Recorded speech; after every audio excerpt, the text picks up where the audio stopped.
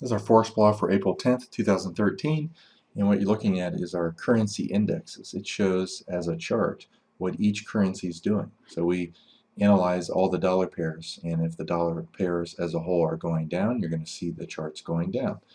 It gives you an absolute wealth of information. It lets you see where the average price is the previous day in all the dollar pairs, and you can see the dollar yesterday as a whole fell 28 pips. The point of control where most traders had positions fell 28 pips. This shows where most traders had positions during the previous week. Hourly moving average in gray, 15-minute moving average in green, the previous day's low in dotted red, previous day's high in dotted green. And basically, in a nutshell, you want to focus on selling the weakest currencies and buying the strongest ones. Underneath that, you can see the daily and weekly trend, the pivot score. It shows you what the daily and weekly trend is. And ideally, you can see the dollar's weak. When it goes from above its hourly to back below it, it's underneath the point of control, it's underneath the hourly, it's underneath last week's previous point of control, which also fell last week. It's pretty much a no-brainer. All the time frame trends are lining up, and this is one of the better trades of the day. You could also, since you know the longer term trend's down, draw a trend line on this. I'd kind of put it on underneath those bars low, and when it breaks right here, you can get into that trade a little bit earlier. You're in that trade a little bit an hour earlier and caught more of the move.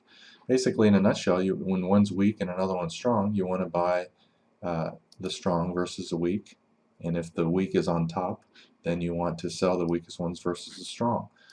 By making all the charts the same color with a circle, and you click the practice demo button right there, when you scroll one of them back, they all go back. So it lets you kind of simulate trading. All the time frame trends are down on this. All the time frame trends are up on this. And anytime you see a little sideways rectangle pattern where there's not much going on, it's a very high probability trade.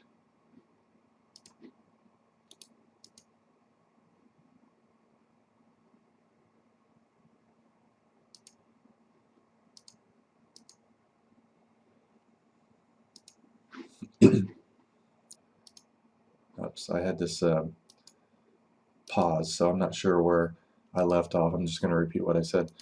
The dollar is obviously breaking down right there at 3. The euro is breaking up. The dollar's daily and weekly trend are down. The euro's daily trend just shifted up. The weekly trend's very strong, dark green, and the New Zealand as well. The New Zealand also has a very tight, multi-hour, very narrow range breakout. Those tend to continue because if this was going to go down, it had many hours to go down, and it's not going to. Also, this one went up 39 pips yesterday. The Swiss is also breaking out here, but it doesn't have quite the longer term trend that the euro and especially the New Zealand does. So we're going to take a look at buying the euro dollar at 3 and New Zealand dollar. And so on the chart itself, it's wonderful because it came down and found support here at the hourly moving average. Our perfect oscillator is at that point telling you it's down too much, and it's pretty high probability place to be getting in right there actually. Once this hits the minus 80 level, trying to draw the arrow on there, you can see it's a pretty high probability place to get into that trade. If you miss that spot, what you can do is once it breaks out of this range right here, you're in, and obviously at 3 o'clock was one of the higher probability ones, and you can see it went up close to 40 pips. You get in when it breaks out, you put your stop underneath the hourly, underneath the low of that range, and this is what your risk is. And even if you kind of got out somewhere in the middle of this area right here, you can see your profit was 3 to 4.5 times bigger than what your risk is. And really that's it. That's trading in a nutshell. Don't worry about your winning percentage, although if you trade with our methods, you should find over 50% and some days up to 80+%. Let's take a look at the New Zealand dollar. 3 o'clock, we know to buy this one. This isn't quite as good a trade as the other one because it didn't pull back enough. When a currency hits a support level and it does hold, it means buyers are at that support level. This one's just kind of chopping around here. We might have, I'm going to put the value profiles on here, value areas for the previous day and previous week. It's possible that that was one of those areas there. So you can see on this chart the upper value area where it spent 68% of its trading activity is between this green line and the red line that's on the bottom. The point of control is the average price from the previous day in the New Zealand dollar. It went up 79 pips yesterday. So obviously this is a very strong currency. If you took that trade at 3 o'clock, it's not quite as good as the other one because it didn't find support first. And you know, as long as the New Zealand's going up on the charts and the dollar's getting weaker, you can kind of draw a trend line underneath this and, you know, kind of get out there. You also want to look for pullbacks. You can see the perfect oscillator showed an extreme level here. Because the trend is clearly up, when this breaks this area right here, you want to go long, and you can see the second trade was even better than the first. It went up 10, 20, 30 pips, found resistance at our containment bands. And this is a perfect example of why we also use range charts or tick charts, especially this trade right here at 9 a.m. I'm going to put a 50 ticks per bar range chart up, or I mean tick chart up. Let's take a look at this at 9 o'clock. You can usually spot higher probability trades. And sometimes it looks better on a tick chart and sometimes it looks better on a range chart. Most of the time I just use a range chart. You can get into that trade somewhere around 85.40, put your stop underneath here, and if it goes your way and then kind of pulls back but doesn't hit your stop and it's kind of going sideways, I tend to move as it's working its way up again. If it can't get above this level here relatively quickly, I'm going to get out of half the trade, but this one just kind of took off, and you know, you can just kind of draw your trend line underneath the bars and get out there, or you can use a trailing stop. But regardless, you would have been in this at 40 and out somewhere up here at 65. You made 25 pips while risking less than 10. And let's take a look at this one again with a 5 pips per bar range chart. With a range chart, you actually, when you see a 3 to 5 bar pullback like this, down, down, down, once it goes down 3 to 5 bars, as soon as you get one green bar, you basically buy it when it goes 1 pip above that green bar, and you put your stop underneath the low. So again, you're risking much less than 10 pips, maybe 8 or 9 max. Kind of goes up, it's going sideways, you move your stop up a little bit underneath these areas here, and it takes off, and you can kind of, you know, also move your stop up. On range charts, they also tend to give better trailing stops. And a lot of times, the longer I'm in the trade, I will tighten the multiplier from 2 to 2.5 down to 1.5. But you can see it did an excellent job of keeping into that trade, and you would have got out here at 65 again, 67, something like that. So let's walk through the day and show some other trades. Clearly the Australian's going up, the New Zealand's going up, but we're going to walk through this. Using indexes, you can spot double tops. If this one failed to break out over yesterday's high and this double top right here, if it comes back down, let's say underneath the 15-minute moving average, you could go short. You can see the Swiss is really going up right now. You know, you would also have at 3 o'clock wanted to sell the dollar Swiss. So let's take a look at that one real quick at 3, just so you can get a feel. This is a wonderful trade because it actually found resistance at the hourly. It also found resistance at the lower value area. You can see just by looking at it that the dollar Swiss fell yesterday, and the value area low fell 15 pips from what it was before. Typically, you know, here's the 3 o'clock trade. When it finds resistance and goes in a nice little sideways rectangle pattern, you'd really want to go short right there with your stop above here. This is your risk. You can see it kind of worked its way down. Nobody ever catches 100% of the trade when the perfect oscillator shows a minus 80 level. Usually that's pretty close to the end of the move. So a lot of times I'll get out of half my trade here and just, you know, kind of eyeball it and get out of the second half here. My average exit would have been right here, and you can see that's 2.5, maybe even 3 times bigger than what the risk is. Let's look again for some other trades. What's nice about these indexes, in the past we have been known for our currency meters, where we statistically compare each currency. You can put that underneath each chart and see statistically weak or strong levels. You can compare down moves to up moves. If it's weaker on the way down than it is on the way up, it's likely to continue its way down. But what you can't do with the currency meter is spot double tops, double bottoms. You can't draw trend lines, you can't draw fib levels, and so forth. So the euro's at the previous day's high right here. It's likely to be a resistance area. If it goes sideways here and can't get above it, well, guess what? You can do a counter trend trade of the euro. Now, I ideally like to sell the highs when the daily and weekly trend is down, or at least the weekly trend's down. It's a much higher probability trade. This one's trending up on all time frames. And so if it goes sideways here and breaks out to the upside, you want to go long, actually. Let's take a look also at the yen. The yen broke down from above to below the hourly. You can see the point of control yesterday fell 66 pips. You have an absolutely beautiful sideways rectangle pattern here for many hours, and at 3 o'clock it broke down. You would have wanted to buy the euro yen, the New Zealand yen, and the Swiss yen. So I'm just going to briefly show all those trades at 3 also. Euro yen, 3 o'clock.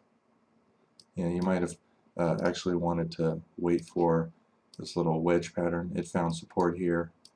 The point of control yesterday in the euro yen went up 150 pips. Upper value area went up 137 pips. It found support here. It's also in a very tight range on the perfect oscillator. This is kind of a squeeze play type of deal. When those bands around there are real low, it's a very low risk trade. You can spot a couple times during the day when volatility gets low. It's not a bad place to get in volatility wise. But this one took off and went up from 70 all the way up to about 50, just straight up. Let's take a look at the New Zealand yen, 3 o'clock. This one also exploded up, and the Swiss yen, just to show you how to use this.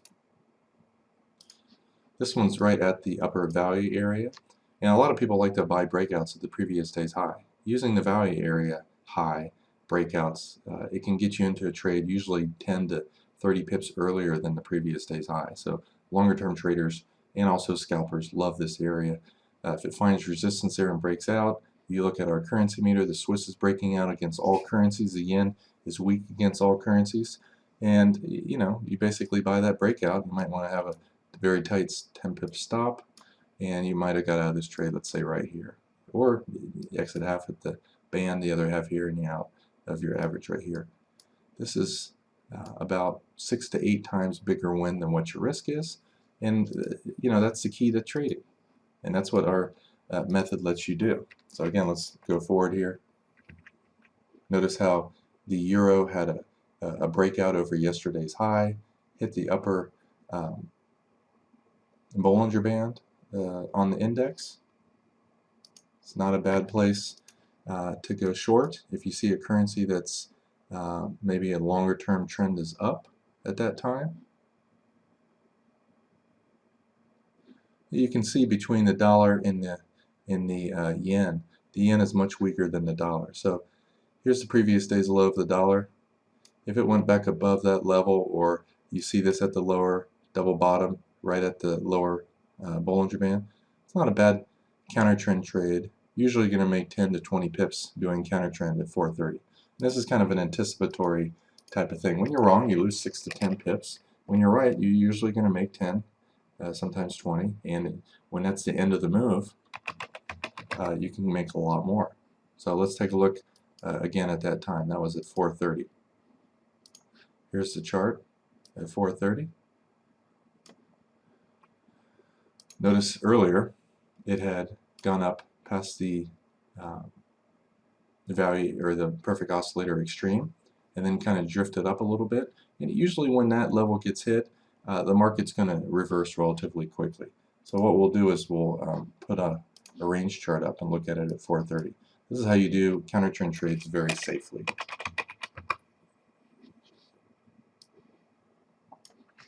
Typically what I'll do is draw a fib level on that last little wave. Notice how it hit that level. You don't want to just go counter trend right at a fib level, but if it kind of goes up, down like that, when it breaks this area right here, we know that the dollar is likely to get a small bounce up, and the euro is definitely because it failed to break over yesterday's high in the Euro index. Great place to go short here at 31.15. And again, you're not expecting this trend to continue down the rest of the day, but it did today. So when it goes kind of sideways, you're going to get out of half your trade somewhere in the middle here. Probably would have got out of your trade here. This is where you went short. You're in at 15, out at 3100. Like I said, you made 15 pips, but you put your stop above the high here. You didn't even risk 8 pips. So you almost made about 2 times more on this trade than you risked. So even though counter trend trade is a lower odds trade, as long as the win versus loss ratio makes sense, as long as you can be 50 to 70% winning, you know, take a shot at it. And a lot of times you start trading when the trend's already up here and it's gone up too much and you have a reversal pattern. Let's scroll forward and try to find some other trades. Obviously the Swiss was trending up. It pulled back and it's in a nice little tight range right there. If it breaks out of this range, you might want to buy that against whatever currency's, you know, likely to go down. You know, the pound is trending down. All right, so it didn't break out over that level, so you're not in. It might find support here at the hourly. And it did. So when it found support at the hourly and started to go back up, which currency is the weakest? Well, both the dollar and the yen are underneath the previous day's low. The dollar has potentially farther room to go because the yen is already down near the lower containment bands, but the yen is weaker. So I would, you know, it's a tough call. You have more potential profit in the dollar Swiss short if the dollar does get super weak, but the yen is more likely to either go sideways or down. Let's take a look at the Swiss yen buy around 6. Again, you're not always going to get a super profitable trade. Sometimes they're only 5 to 15 pips. What's nice about this is the perfect oscillator is at the lower band, and this thing's been trending up all day. It also has a double bottom right here. And so, you know, if you got into that trade somewhere in here, you can see it went up from 70 all the way up to the whole number. It's about 25 to 30 pip move while risking this much. And even if you got out of it somewhere around here, this is how much you made versus that tiny amount you risked. Very high probability. And I'm showing you the charts kind of how I look at them. I want to see it hold support and start to inch its way up. We get in. And you can see if once you're in that trade, this one's kind of going up and then sideways, whereas the yen is kind of slowly going down. You can use the plus keys to zoom in on this and get a bigger feel for what's going on in that chart. You know, it's just down, down, down, down. You can just kind of watch it. As soon as it goes over the previous bar's high, you might want to get out of it, especially if the other one does the same thing. It's that easy. So we'll do one more anticipatory trade.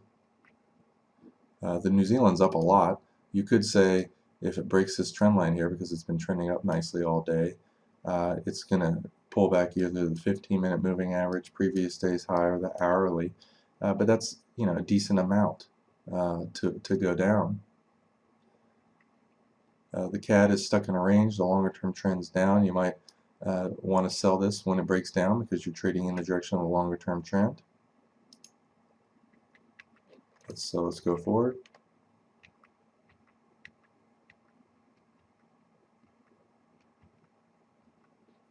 This one did, let's draw the trend line on here with the regular trend line here. This one did break somewhere around 640. At 640, which one is likely to be going up? Well, you know, the euro found support, so it's definitely likely to go up. The Swiss is already going up, so buying the euro New Zealand, buying or selling the New Zealand Swiss makes sense. 640. Euro New Zealand, 640. That's right here. You can see it broke out a little bit, went up. You know, there's enough move that you shouldn't have lost money in that trade. And let's take a look at the New Zealand Swiss for a sell at 640. Here's 640. Kind of has a nice little wedge pattern right there, and this one worked its way down. This is potential profit target. This is potential profit target, as is this. And that trade worked. you know, you might have made about 10 to 15 pips in that trade. But pips are pips. Even if you made 5 pips, if you make 5 pips 3 times a day, you're going to be doing great. If the Swiss double tops up here and can't get above the previous day's high, it's probably a pretty decent place to sell it. Alright, so you'd be short somewhere around 750 in the Swiss. Which one's likely to be going up? You can see the pound found support the previous day's low. You might want to buy the pound Swiss at 730. Let's take a look at that. 740. Here's 740. And this is a pretty choppy pair. You might have got into this trade, had a loss, get into it again, and made 20 pips. So the overall lose 10, make 20. You know, you're up a little bit. But you can see pretty much that did nail the end of the move. And if you think you spotted the end of the move, you can always buy these when they hit the lower Bollinger Band on the perfect oscillator. As you can see right here, right here. Did a wonderful job of predicting reversals. If you have a gut feel for the direction, you think a currency is going to reverse, getting into it when the perfect oscillator hits its Bollinger Band low for sells is a good trading opportunity, and it gets you in almost at the perfect price. If you like to buy and not wait for confirmation for price to start going up, or if you see this as a buy and then the next bar opens and it starts inching its way up, you might just decide to buy it really close to here and have a very, very tiny risk. Tiniest risk probably that you've ever seen in all of Forex trading, any method or Forex software teachings out there. Nobody teaches with 5 to 8 pip losses. Nobody except us.